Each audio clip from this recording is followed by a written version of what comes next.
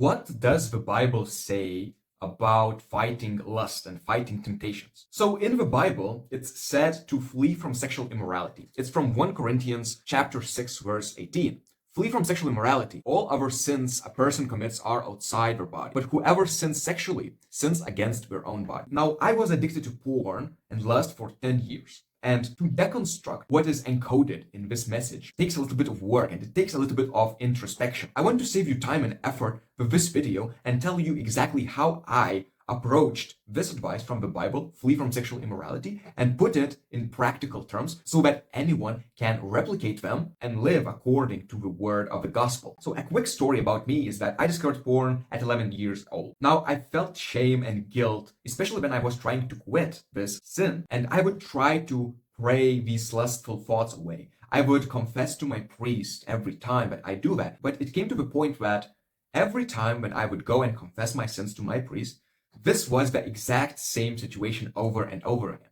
And my temptations and relapses were the scariest part, pretty much, of my day, because I knew that I was just outnumbered in this fight. I just simply didn't know what to do in these moments. I would promise myself that this relapse was the last relapse, but somehow I would succumb because these temptations would catch me in the moment of weakness. And looking retrospectively, now I see that I was like using my just sheer willpower, trying to overcome these urges and temptations. But I got to understand that I'm up against one of the craftiest entities there is, which is Satan. He's been practicing these tools, these schemes with different people, and he knows exactly what to do in each moment and what string to pull to get you closer and closer and closer to sinning. And so it felt like I was just fighting a dragon, which would grow back 3 heads if I chopped off one. And my efforts felt in vain, a very demoralizing experience. So I have a community for Christian men who are trying to quit porn, and so I see the struggles that they go through, and it hurts me seeing them go through the same pain I went, feeling shameful and guilty after the relapse, promising to do better, but eventually succumbing to temptation. Lust is a very insidious sin,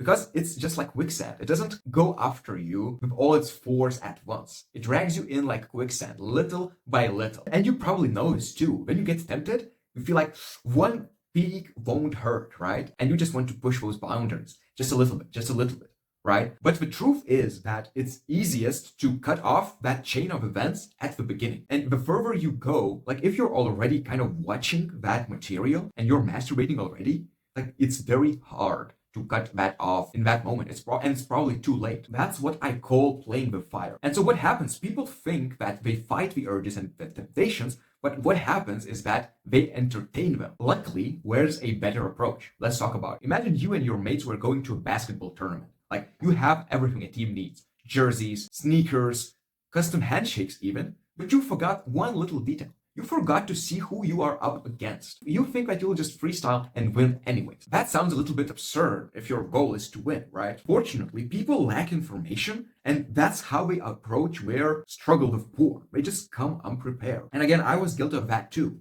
And it took me a long time to understand that fighting that temptation, the urge in the moment, is doing more bad than good. It's just entertaining it and making it more vivid.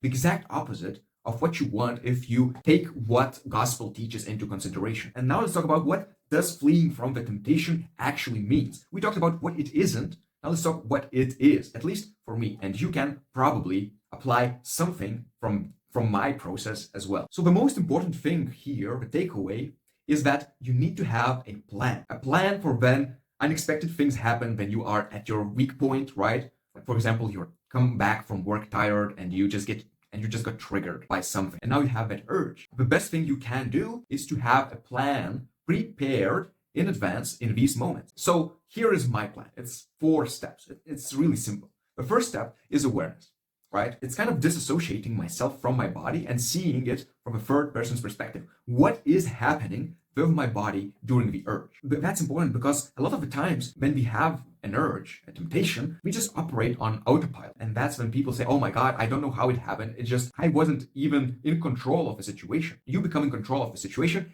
if you become aware what's happening with you. That's step number 1. Step number 2 is seek God's strength. In Philippians chapter 4, verse 14, Paul says, I can do all things through Christ who strengthens me. In reality, I just take a deep breath and I try to direct all my willpower that is left to asking God for strength, essentially. All right, number 1 was awareness. Number 2, seeking God's strength, asking for his help because I'm too weak to do all this by myself. Now, the third step is where the fleeing happens. Now, personally, I love fleeing physically from the temptation. The truth is that certain places at certain times condition your body to expect that dopamine rush, that pleasure that porn and masturbation gives. It can be your desk, it can be your bed, it can be when you scroll on your phone on the sofa. So when you do those first 2 steps, you become aware and you ask God for strength. The next step is to use that strength, that God sends strength, and to leave the environment that is making you agitated. If you remain in the same environment,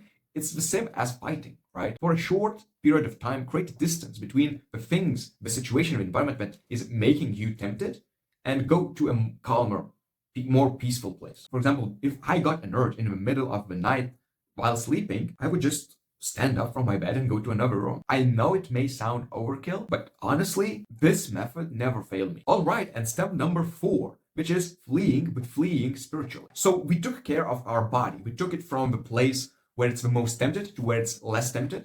Now we have to make the same shift with our spirit, with our mind. And my method of choice is praying. If I seek God with my whole soul and my mind in that moment of temptation, I'll put myself in the best position to beat that temptation. I hope you found this video helpful. If you are looking for a community of Christian men trying to become more virtuous and beat lust and porn addictions and get guidance and accountability, join the free community in the description down below.